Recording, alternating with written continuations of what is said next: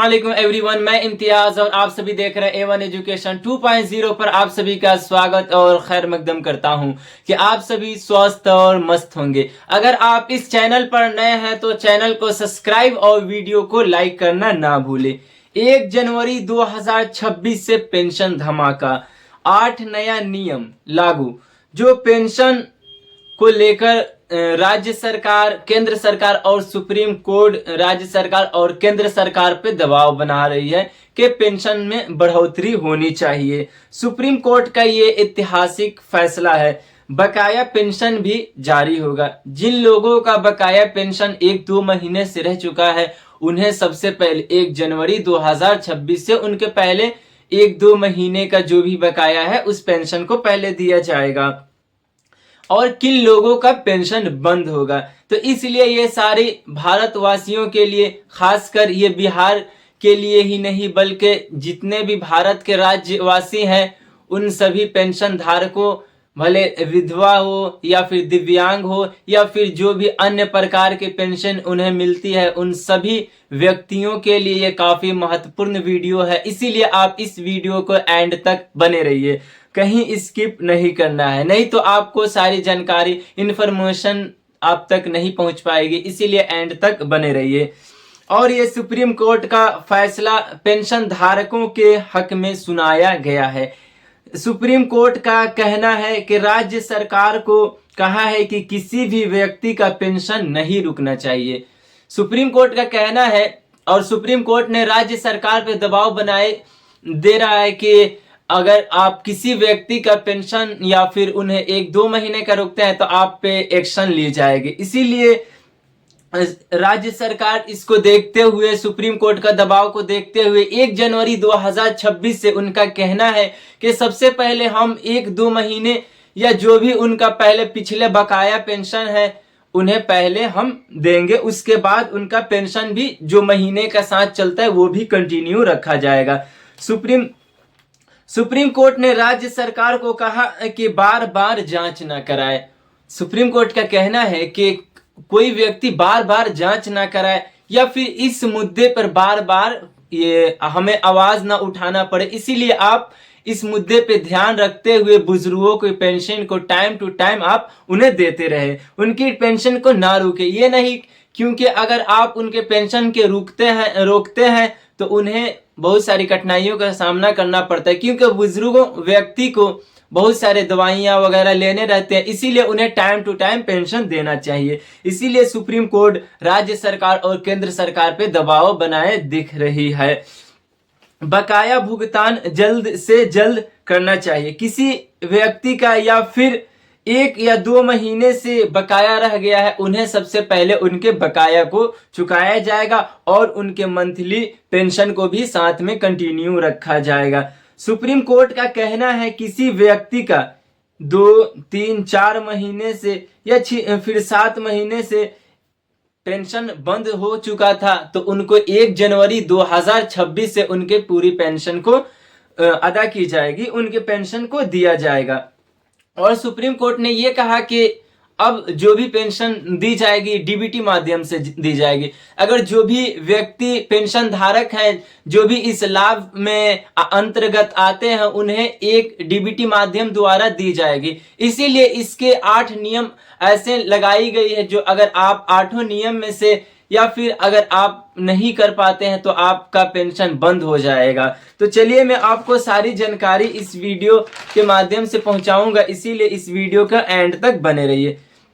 बिहार सरकार और केंद्र सरकार का क्या कहना है? एक बार में आपको 6 से 7 हजार कैसे पेंशन मिलेगी?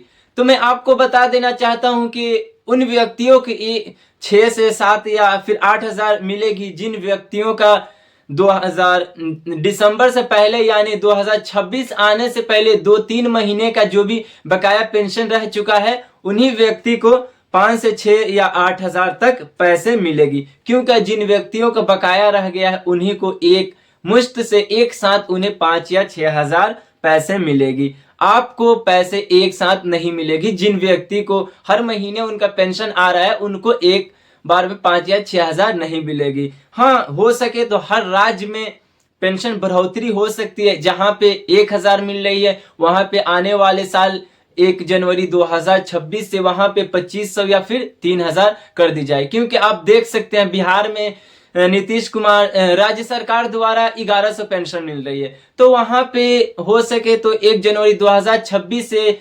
2500 से लेकर 3000 तक पेंशन बढ़ोतरी की बात चल रही है। सुप्रीम कोर्ट का आदेश आया है कि हर राज्य में पेंशन बढ़ावा देना है। भारत के सभी राज्य में जहां पे किसी व्यक्ति को, जैसे आप हरियाणा का डाटा उठाकर देख सकते हैं, तो वहां पे पेंशन मिलती है, विधवा हो गया या फिर दिव्यांग हो गया या विकलांग, जो भी अन्य प्रकार के पेंशन है वहां पे 2800 मिलती है। तो वहां के सरकार का कहना है और केंद्र सरकार का कहना है कि वहां पे पेंशन को बढ़ाकर 2800 की जगह 5 से 6 के करीब में रखा जाए। यह सुप्रीम कोर्ट का आदेश है। कुछ राज्यों में पेंशन को बढ़ाकर 6000 तक होना चाहिए। सुप्रीम कोर्ट और केंद्र सरकार को लेकर बड़ी संकेत। इन बिहार सरकार द्वारा जो पेंशन 1100 मिलती थी, उन्हें 2500 या 3000 कर दिया जाएगा 1 जनवरी 2026 से, आने वाले साल से। तो ये काफी बहुत खुशखबरी की बात है हमारे सीनियर सिटीजन के लिए और पेंशन धारकों के लिए, जो भी इस पेंशन धारक के लाभ में आते हैं, जैसे विधवा हो गया, दिव्यांग हो गया या फिर विकलांग हो गया या फिर अन्य प्रकार के जो भी लाभार्थी हैं, इनके लिए बहुत खुशखबरी की बात है। जैसे कि आप हरियाणा में देख सकते हैं, वहां पे 2800 मिलती है, झारखंड में 1000 या 900 के करीब में मिलते हैं, तो वहां पे 2000 या 2500 भी बढ़ा दिया जाएगा। और 8 क्या ऐसे महत्वपूर्ण जो बातें हैं जो सभी पेंशन धारकों को ये बात का पालन करना चाहिए, तो मैं बता देना चाहता हूं। नंबर 1, पात्र व्यक्ति को ही पेंशन मिलेगी। क्योंकि आप देख सकते हैं बहुत से ऐसे लोग हैं जो फर्जी तरीके से अपना आयु को बढ़ा रहे हैं और अपना उम्र को बढ़ाकर अपने डॉक्यूमेंट पे फर्जी तरीके से पेंशन ले रहे हैं। और फर्जी पेंशन पर रोक, फर्जी सरकार का सख्त आदेश आया है कि जो भी व्यक्ति अगर फर्जी तरीके से पकड़ा गए तो उन पे जो भी पहले पेंशन मिला था उसको रिकवरी की जाएगी और उन पे जुर्माना और उनके पेंशन को रद्द कर दी जाएगी। नंबर 3, बुजुर्गों और दिव्यांगों को सुरक्षा। क्योंकि जो लोग बुजुर्ग या दिव्यांग या फिर विकलांग या फिर विधवा हैं, ये लाभ उनके लिए है, ना कि कोई व्यक्ति जो ये स्वास्थ्य व्यक्ति हैं और वो कमाने लायक हैं तो उनके लिए ये पेंशन नहीं है। जो व्यक्ति बुजुर्ग हो चुके हैं, जिनकी आयु 60 से ऊपर हो चुकी है, उनके लिए पेंशन दी जा रही है। तो कोई व्यक्ति अगर फर्जी तरीके से पेंशन ले रहे हैं तो ये बुजुर्गों के हक को छीना जा रहा है। इसीलिए राज्य सरकार का इस पे सख्त आदेश जारी हुआ है। फर्जी विकलांग प्रमाण पत्र, बहुत से ऐसे लोग हैं जो उनको थोड़ा भी कुछ होता है तो अपना फर्जी डॉक्यूमेंट लगा देते हैं। तो इसीलिए आपको फर्जी मेडिकल डॉक्यूमेंट कुछ नहीं लगाना है। अगर आप उसमें भी आपको कैटेगरी वाइज बांटा गया, अगर आप इतना से इतना % के बीच में आप दिव्यांग या फिर विकलांग हैं तो आप ही को सिर्फ ये पेंशन मिलेगी, नहीं तो आपको नहीं मिलेगी। अगर फर्जी तरीके से आप अपना मेडिकल प्रमाण पत्र देते हैं तो आपका भी पेंशन रद्द हो जाएगी। मृत्यु के बाद पेंशन जारी, बहुत से ऐसे लोग हैं जो मृत्यु के बाद भी उनके घर वाले उनका पेंशन का लाभ उठा रहे हैं। तो सरकार का कहना है, राज्य सरकार का कहना है कि इन सब से देखकर सिस्टम में बहुत गड़बड़ी आ रही है, क्योंकि जो लाभार्थी हैं उन्हें ये पेंशन नहीं पहुंच पा रही है और जो मृत्यु हो चुके हैं, जो मृतक हैं, उनके घर वाले इस पेंशन का लाभ उठा रहे हैं। तो उनपे भी कड़ी से कड़ी सजा को रखी गई है और सख्त आदेश आया है। और मैं बता देना चाहता हूं आपको, आधार और मोबाइल नंबर से लिंक, अगर आप पेंशन धारक हैं फिर कहीं भी भारत के राज्य के हैं, आपके लिए महत्वपूर्ण हो सकती है। आपको अपने आधार को पहले और मोबाइल नंबर से लिंक करा लेना है और ई-केवाईसी आपको अनिवार्य है। अगर आप ई-केवाईसी नहीं करवाते हैं तो आपका पेंशन कितना भी हो, आपका पेंशन बंद हो जाएगी, क्योंकि ये सारी प्रक्रियाएं नहीं कराते हैं तो आप तक सिस्टम तरीके से आपके डीबीटी माध्यम से आपके पैसे नहीं पहुंच पाएगी, जिस वजह से आपके सारे पैसे भी फंस जाएंगे और आपकी हो सके तो पेंशन का भी रद्द कर दी जाएगी।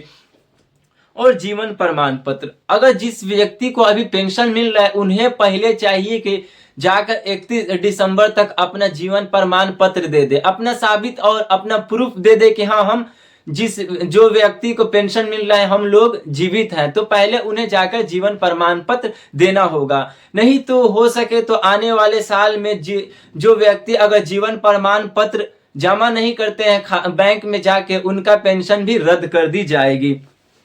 और विधवा, जो महिलाएं विधवा थी और 1-2 साल बाद अगर वो शादी कर लेती हैं तो उन्हें चाहिए कि अपना पेंशन बंद करवा ले, नहीं तो सरकार आप पे सख्त कड़ी से कड़ी सजा को रखी है। और बहुत सख्त आदेश आया है कि जो महिलाएं विधवा थी और 1-2 साल बाद शादी कर लिए हैं वो अपना पेंशन को बंद करवा ले, नहीं तो आप पे बहुत सख्त सजा को रखी जाएगी। ये थी काफी आज की महत्वपूर्ण वीडियो। अस्सलाम वालेकुम।